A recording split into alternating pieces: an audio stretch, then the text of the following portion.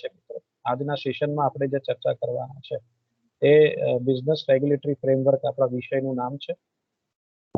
આની પહેલા આ વિષયનું નામ મર્કન્ટાઇલ લો હતું, એટલે મેં બ્રેકેટમાં લખ્યું છે જેથી તમને ક્લિયર કટ સમજ પડે કે ભાઈ મર્કન્ટાઇલ લો, એમ લો જે કહેતા હતા વિદ્યાર્થી તે જ વિષય છે. હા, એ જ છે, ખાલી નામ બદલાયું છે. બિઝનેસ રેગ્યુલેટરી ફ્રેમવર્ક નવું નામ આપવામાં આવ્યું છે, ટૂંકમાં BRF આપણે એને કહીશું, ધંધાકીય નિયમન માળખું ગુજરાતીમાં. તો આજે હવે આપણે થોડીક સિલેબસની ચર્ચા કરશું આ સેશનની અંદર મિત્રો. આપ સૌનું સ્વાગત છે આ સેશનમાં. મારું નામ પ્રોફેસર ભરત બસરાની છે. તો આપણે અભ્યાસક્રમ પર જરાક નજર કરીએ મિત્રો. તો અભ્યાસક્રમની અંદર ઓવરઓલ 4 યુનિટ્સ છે. 4 એકમોમાં આપણો અભ્યાસક્રમ વહેંચાયેલો છે, જેમાં યુનિટ 1 જે છે એનું જે ટાઇટલ આપવામાં આવ્યું છે તે છે ભારતીય કરારધારો. આની અંદર આપણે જે ચર્ચા કરવાના છે 1872 નો જે આ કાયદો છે, સૌથી જૂનો કાયદો છે એમ કહી શકાય છે, ખૂબ જૂનો છે. પણ આ આપણા રોજના જે વ્યવહાર આપણે કરતા હોઈએ છીએ, ધંધાના વ્યવહાર હોય કે બીજા અન્ય સામાન્ય વ્યવહારો હોય, તે આપણે સૌને લાગુ પડે છે ને આપણે આવા વ્યવહાર કરતા હોઈએ છીએ. એટલે આપણા જીવન સાથે સંકળાયેલા વ્યવહારો, ધંધા સાથે સંકળાયેલા વ્યવહારો, સામાન્ય વ્યવહારો હોય કે વિશિષ્ટ વ્યવહારો હોય, એ બધાનો સમાવેશ થશે આ સિલેબસની અંદર. તો ભારતીય કરારધારો 1872, જેમાં આપણે સૌ પ્રથમ સામાન્ય કરારો વિશેની ચર્ચા કરશું, સામાન્ય બાબતોની ચર્ચા કરશું, જેનું વેટેજ 30% છે, ગુણભાર 30% છે. આની અંદર મુખ્યત્વે કઈ બાબતોનો સમાવેશ થશે? યુનિટ 1 ની અંદર તમે કેટલો અભ્યાસ કરવાના તેની રૂપરેખા મૂકી છે. તે સૌ પ્રથમ આપણે કરાર વિશે અભ્યાસ કરશું, તેની વ્યાખ્યા, તેના આવશ્યક તત્વો કલમ 10 મુજબ ચર્ચા કરશું. કરારના પ્રકારો હોય છે તો કયા કયા હોય છે તેની પણ વિગતવાર ચર્ચા કરશું. એનું આખું વર્ગીકરણ જોઈશું. કરારની ખાસ જે તફાવતનો મુદ્દો હોય છે, કરાર અને સમજૂતી. ઘણી ફેર એવું બને છે કે કરાર અને સમજૂતી આ બે શબ્દોને આપણે ભેગા સમજી લેતા હોઈએ છીએ, પણ આ બે શબ્દો જુદા જુદા છે. સમજૂતી એક જુદો વિષય છે અને કરાર એક જુદો વિષય છે. તો કરાર અને સમજૂતી વચ્ચે પણ તફાવત છે. તો કરાર અને સમજૂતી અંગ્રેજીમાં કહેવાય કરાર એટલે કોન્ટ્રાક્ટ અને સમજૂતી એટલે એગ્રીમેન્ટ. આ બે શબ્દો વચ્ચે પણ તફાવત છે. તો એ બેનો તફાવત પણ આપણે સમજીશું ડિટેલમાં. ત્યારબાદ જે ચર્ચાનો વિષય છે કરાર, આપણે ડિટેલમાં સમજ્યા પછી બે મુખ્ય બાબત આવે છે કે એક વ્યક્તિ દરખાસ્ત કરશે અને બીજી વ્યક્તિ તેનો સ્વીકાર કરશે. તો દરખાસ્ત અને સ્વીકાર એટલે આપણા યુનિટ 1 ના જય અને વીરુ એમ કહેવાય કે એક વ્યક્તિ દરખાસ્ત કરશે અને જો સામી વ્યક્તિને દરખાસ્ત ગમશે તો એનો સ્વીકાર કરશે.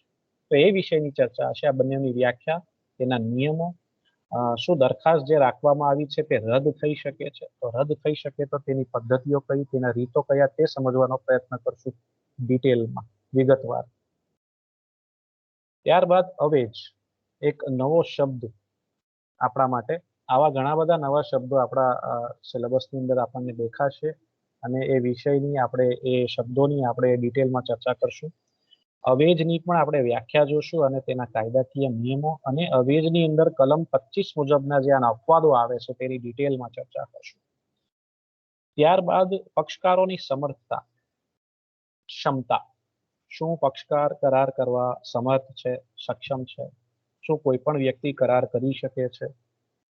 જો કરાર કરી શકે છે તો કેવી વ્યક્તિ કરાર કરી શકે છે? એમની લાયકાતો શું, એમની ક્ષમતાઓ શું, સક્ષમતાઓ શું, એમની કેપેસિટી કેટલી, એ કેટલા સક્ષમ છે કરાર કરવા માટે, એની પણ આપણે ચર્ચા કરશું. શું કોઈ પણ વ્યક્તિ કરાર કરી શકે? ના સાહેબ. કલમ 11 મુજબ તેના પણ નિયંત્રણો, તેના પણ નિયંત્રણો અને નિયમો આપવામાં આવ્યા છે, તો તેની પણ આપણે ચર્ચા કરશું. મુક્ત સંમતિ સૌથી લેન્ધી ચેપ્ટર કહેવાય, ખૂબ વિશાળ સ્વરૂપનું ચેપ્ટર છે, કારણ કે સંમતિને અસર કરતા 5 પરિબળો છે જેની આપણે વિસ્તૃત ચર્ચા કરશું. એવા 5 પરિબળો કયા? તો એવા 5 પરિબળો છે બળજબરી. જ્યાં બળનો ઉપયોગ કરવામાં આવે ત્યાં સંમતિને તે અસર કરે છે. બળનો ઉપયોગ કરીને સંમતિ લેવામાં આવે તો એ મુક્ત સંમતિ ન કહેવાય મિત્રો. તો એ સંમતિને અસર કરતો પરિબળ છે બળજબરી. એવી જ રીતે અયોગ્ય લાગવક આવે મુક્ત સંમતિમાં, બીજો અસર કરતો પરિબળ. દગો આવે, ગેરરજૂઆત આવે, અને ભૂલ આવે, એવા 5 પરિબળો છે જે સંમતિને અસર કરે છે, મુક્ત સંમતિને અસર કરે છે, જ્યાં સંમતિ મુક્ત રીતે લેવામાં આવી ન હોય ને એવા જે કરાર હોય છે માન્ય ગણાય. તો એની પણ આપણે વિસ્તૃત ચર્ચા કરશું. કાયદેસરના અવેજ અને ઉદ્દેશો. જે અવેજ અને જે ઉદ્દેશ કરાર કરતી વખતે રાખવામાં આવે છે તે દરેક અવેજ અને દરેક ઉદ્દેશો કાયદેસરના હોવા જોઈએ.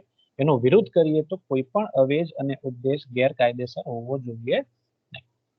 તો આ આપણું આખું યુનિટ 1 હશે, જેની આપણે ડિટેલમાં ચર્ચા કરશું. સૌથી વિશાળ યુનિટ જો આપણા સિલેબસનો કોઈ હોય તો એ યુનિટ 1 છે, કે આની અંદર આપણે ઓલમોસ્ટ 6 થી 7 ચેપ્ટર આપણે ભણવાના ઓવરઓલ. તો આ યુનિટ 1. ત્યારબાદ આવે યુનિટ 2. અભ્યાસક્રમમાં આગળ વધીએ. હવે આવે છે unit 2. Same to same title છે, ટાઇટલ બદલાયું નથી. જુઓ, ભારતીય કરાર ધારો 1872. સામાન્ય કરારની જ ચર્ચા કરશું આપણે, અને આનું વેટેજ 25% છે, 25%. અને આની અંદર શું ચર્ચા કરશું? જેટલો અભ્યાસ આપણે યુનિટ 1માં ભણવાના જોઈ ગયા એટલો જ અભ્યાસ આગળ કન્ટિન્યુ થશે, એટલે એના પછી એ જ કન્ટિન્યુઅસ સ્વરૂપમાં આગળ વધે છે. આ યુનિટ 1ની અંદર આપણે કરાર, સમજૂતી, દરખાસ્ત, સ્વીકાર, અવેજ, પક્ષકારોની સમર્થતા, મુક્ત સંમતિ અને કાયદેસરના ઉદ્દેશ અને અવેજની ચર્ચા કર્યા પછી આગળ યુનિટ 2માં સામાન્ય કરારો જ કન્ટિન્યુ સ્વરૂપમાં આગળ વધે છે. ત્યાં આવશે કોન્ટ્રાક્ટ ઓફ પરફોર્મન્સ, એટલે કે કહેવાય કરારનું પાલન. કરારનું પાલન થશે તો કયા સ્વરૂપમાં થશે તેની આપણે ચર્ચા કરશું. કરારનું પાલન કોણ કરી શકે, કરાર પાલન કરવા કઈ વ્યક્તિ જવાબદાર હોય છે તે પક્ષકારોની ચર્ચા કરશું. કે કોઈ પણ વ્યક્તિ કરાર પાલન કરી શકે ના સાહેબ, એમાં પણ કલમના આધારે કઈ વ્યક્તિઓ કરાર પાલન કરવા જવાબદાર છે એવી જવાબદારીઓ નક્કી કરવામાં આવી છે, તેની આપણે ચર્ચા કરશું ડિટેલમાં. તે કરાર પાલન વિશે ચર્ચા હશે. ત્યારબાદ કરારમાંથી મુક્તિ. કરારમાંથી મુક્તિ થવાની પણ વિવિધ રીતો આપી છે કરાર ધારાની અંદર. કરારમાંથી એક પક્ષકાર મુક્ત ક્યારે થશે? જ્યારે મિત્રો એ કરાર પાલન કરશે. કરાર પાલન એની જ એક પદ્ધતિ છે, કરારમાંથી મુક્તિ મેળવવાની. કરાર પાલન એક એની પદ્ધતિ છે, એક રીત છે. કરાર પાલન કરો એટલે કરારમાંથી મુક્ત થઈ જાવ, સિમ્પલ. એનું એક એની એક પદ્ધતિ છે કરાર પાલન.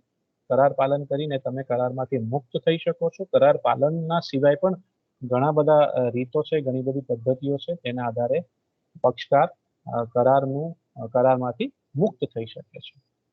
એ ડિટેલમાં હું હમણાં ચર્ચા નથી કરતો, એ ચેપ્ટર જ્યારે સ્ટાર્ટ થશે ત્યારે આપણે વિગતવાર જોઈશું. ત્યારબાદ ત્રીજું જે આવે તે છે કરાર ભંગ અંગેના ઉપાયો. કરાર ભંગ અંગેના ઉપાયો એટલે ક્યારેક બે પક્ષકારો ભેગા થઈને કરાર કરે છે અને બે પક્ષકારમાંથી એક પક્ષકાર કરાર પાલન ન કરે તો શું કહેવાશે સાહેબ? કરાર ભંગ થયો છે.